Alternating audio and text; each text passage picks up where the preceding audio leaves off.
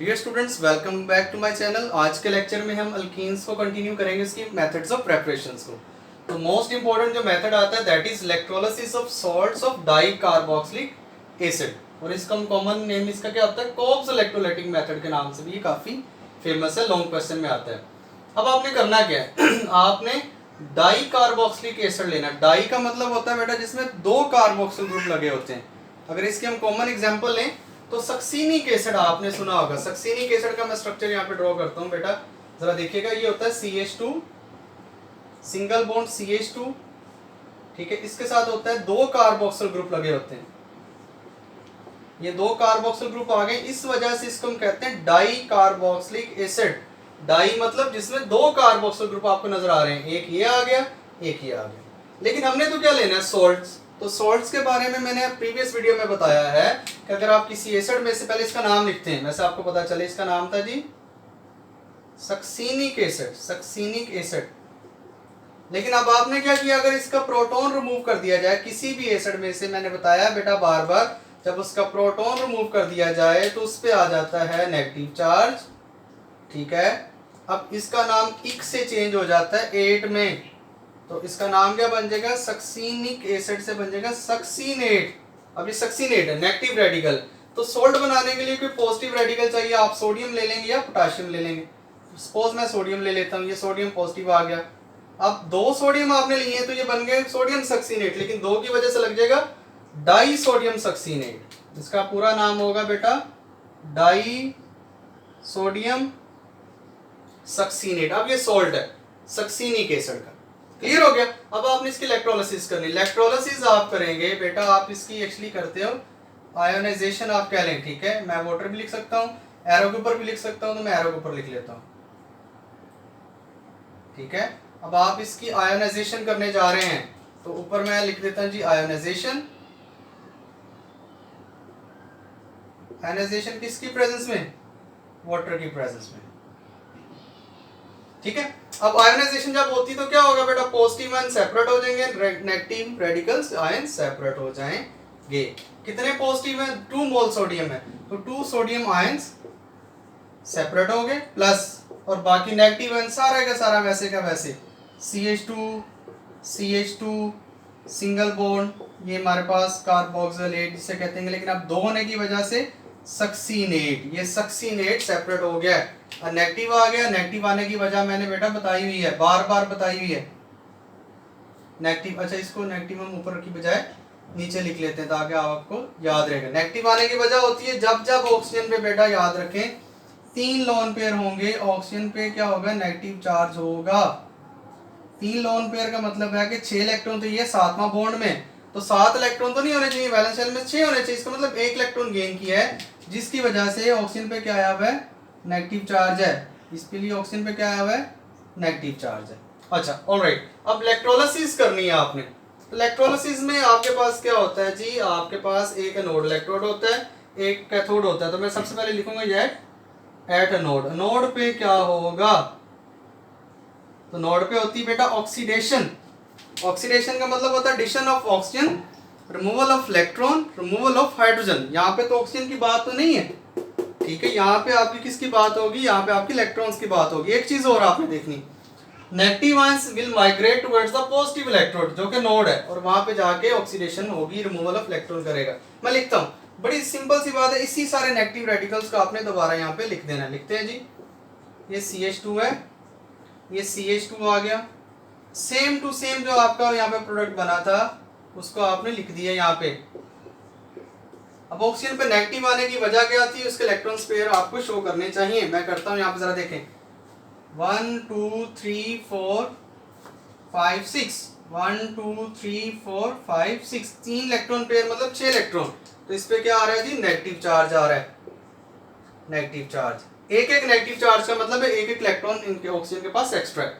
Node पे होनी oxidation. Oxidation का मतलब है जी रिमूवल ऑफ इलेक्ट्रॉन। तो यहाँ पे इलेक्ट्रॉन रिमूव होंगे, कितने इलेक्ट्रॉन्स, एक एक इलेक्ट्रॉन। हर ऑक्सीजन से एक इलेक्ट्रॉन, इस ऑक्सीजन से एक इलेक्ट्रॉन, इस ऑक्सीजन से, तो मतलब 2 इलेक्ट्रॉन। माइनस का मतलब रिमूव हो रहे हैं, कितने इलेक्ट्रॉन्स, 2 इलेक्ट्रॉन्स। 2 इलेक्ट्रॉन्स रिमूव हो रहे हैं, एक यहाँ से एक यहाँ से।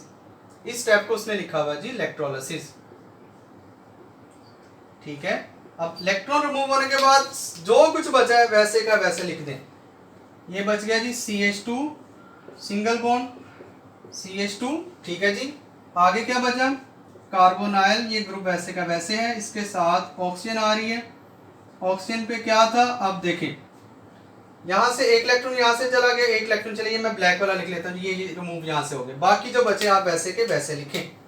5 रह गए 6 में से, 1 2 3 4 5, ऐसे 1 2 3 4 5। अब इस पे नेगेटिव चार्ज नहीं आएगा, वजह क्या है, एक इलेक्ट्रॉन जब ये गया तो चार्ज आया पॉजिटिव, पहले क्या था नेगेटिव, तो नेगेटिव पॉजिटिव न्यूट्रल, ऐसे नीचे वाली पे तो कोई चार्ज नहीं आएगा। ये बन गया रेडिकल। बुक ने सिर्फ ये सिंगल वाले शो किए हैं, आप बेटा ये लॉन पेयर बाकी दो भी शो करें, इसका मतलब होता है odd number of electron, that is radical. अब इस रेडिकल की क्या होनी है, डीकंपोजिशन। तो यहाँ पे स्पेस कम है तो मैं नेक्स्ट साइड पे इसको कंटिन्यू करता हूँ, ठीक है। इसी ये स्टेप है, नोट पे ही हो रहा है। तो यहाँ पे लिखते हैं जी, आपके पास था CH2 सिंगल बॉन्ड CH2, ठीक है। यहाँ पे C डबल बॉन्ड O था, यहाँ पे C डबल बॉन्ड O था, ये ऑक्सीजन थी, ये ऑक्सीजन थी। बुक ने सिर्फ, मैं बार बार बता रहा हूँ, यहाँ पे अक्सर लिखा होता है सिर्फ एक इलेक्ट्रॉन ओड नंबर को शो किया है। मैं अपनी आसानी के लिए बच्चों को बताने के लिए दोनों इलेक्ट्रॉन पेयर बाकी भी शो कर देता हूँ, ठीक है जी। अच्छा, अब ये इसकी होगी डीकंपोजिशन। बड़ी सिंपल सी बात है, एरो समझने बेटा, ये एरो मैं बार बार बताता हूँ। सिंगल ये जो होता है इसको कहते हैं फिश हुक एरो। मछली पकड़ने के लिए जो कुंडी बनाई जाती है, इसका मतलब होता है ट्रांसफर ऑफ वन इलेक्ट्रॉन। जो हेड होता है, जो टेल होती है, उसका मतलब वहां से जा रहा है, और हेड जहां पे वो माइग्रेट कर रहा है, ठीक है। तो ये एरो में इस्तेमाल करूंगा, यहाँ पे जरा देखना। अब ये वाला एक इलेक्ट्रॉन मूव करके यहाँ पे आ गया, सिंगल वाला इलेक्ट्रॉन, इधर से ये इलेक्ट्रॉन भी मूव करके यहाँ पे आ गया, सही है। इस बॉन्ड में दो इलेक्ट्रॉन थे, एक कार्बन का था ये वाला, एक इस कार्बन का था। ये भी मूव करके यहाँ पे आ जाएगा, ये वाला मूव करके यहाँ पे आ जाएगा। एक एक इलेक्ट्रॉन यहाँ पे बच गया, उसको चलो रेड से लिख लेते हैं, वो दूसरे वाली कार्बन का था। क्योंकि म्यूचुअल शेयरिंग से जो सिंगल बॉन्ड बना है, एक एक इलेक्ट्रॉन ईच एटम पार्टिसिपेट करता है।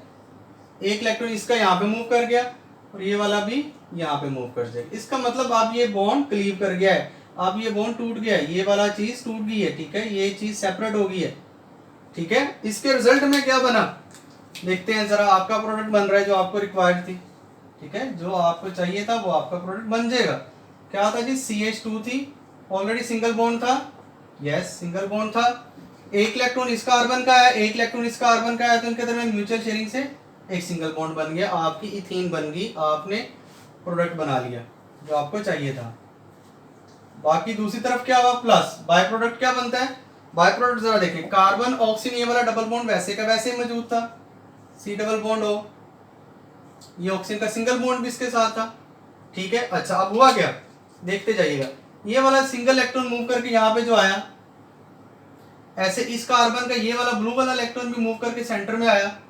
अब दो इलेक्ट्रॉन हो गए, म्यूचुअल शेयरिंग करेंगे, यहाँ पे क्या बन जाएगा, डबल बॉन्ड, ठीक है, एक और बॉन्ड बन जाएगा। ये कार्बन डाइऑक्साइड जैसे ऊपर हुआ है ऐसे नीचे वाले ग्रुप में भी होगा, इसका मतलब 2 मोल्स कार्बन डाइऑक्साइड बनी हुई है, ठीक है जी, 2 मोल्स कार्बन डाइऑक्साइड। लेकिन बुक्स इसको अक्सर ऐसे लिखती है, इसकी जगह पे वो बता देती है जी, आप इसकी जगह पे ये भी लिख सकते हो 2 मोल CO2, तो एक ही बात होती है, दोनों का मतलब एक ही है। ये वाला लिख लें या ये वाला लिख लें, एक ही बात है, ये बाय प्रोडक्ट है आपका।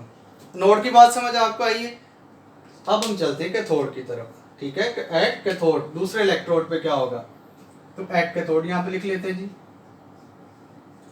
ये बेटा सेम वही है जो आपने अल्केन्स में पढ़ा है, कोब्स इलेक्ट्रोलाइटिक मेथड।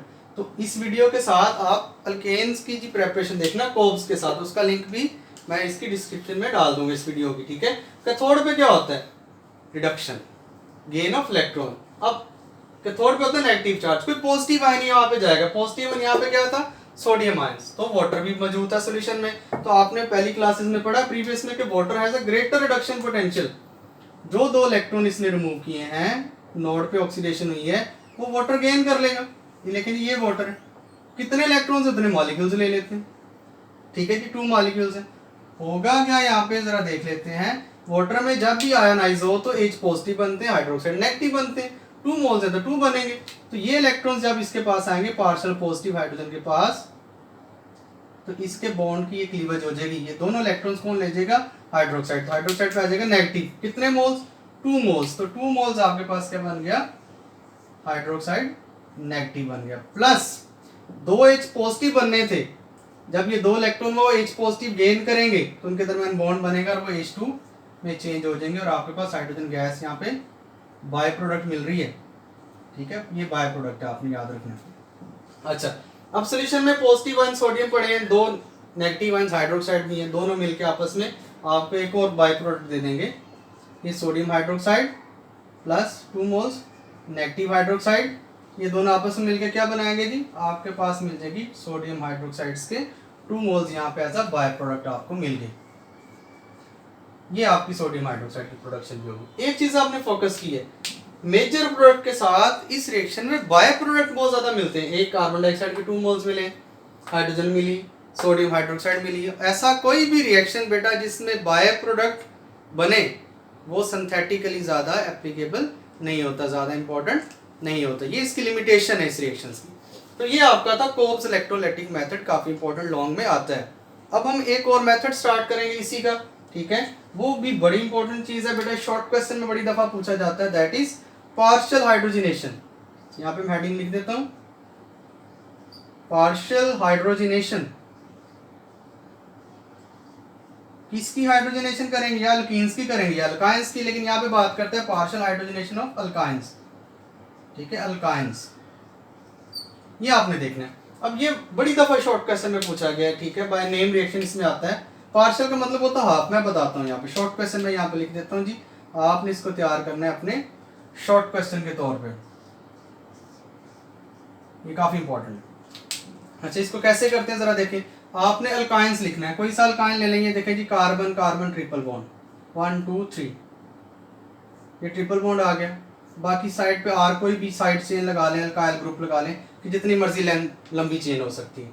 अब आप इसकी हाइड्रोजनेशन करेंगे, मॉलिक्यूलर हाइड्रोजन इस्तेमाल करते हैं, ठीक है, कंट्रोल्ड मॉलिक्यूलर हाइड्रोजनेशन आप इसकी करेंगे कैटलिस्ट की प्रेजेंस में। कैटलिस्ट कौन सा इस्तेमाल होता है जी, आपके पास Lindlar catalyst by name reaction, ये पूछा जाता है। लिंडलर क्या होता है, आप इस्तेमाल करते हैं जी palladium in this presence of barium sulphate, palladium PD barium sulphate की मौजूदगी में इस्तेमाल करते हैं इसकी सरफेस पे।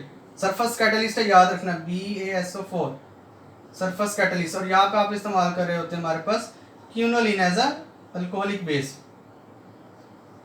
ये अल्कोहलिक और पॉइजनस बेस होती है, बायोलॉजिकल स्टूडेंट्स को थोड़ा डिटेल में पता होगा क्या यहाँ पे। और इस कैटलिस्ट को ओवरऑल बेटा कहते होते हैं लिंडलर कैटलिस्ट। मैं यहाँ पे लिख देता हूँ, बड़े important short question Lindlar catalyst के नाम से भी पूछा जाता है। ठीक है, लिंडलर कैटलिस्ट,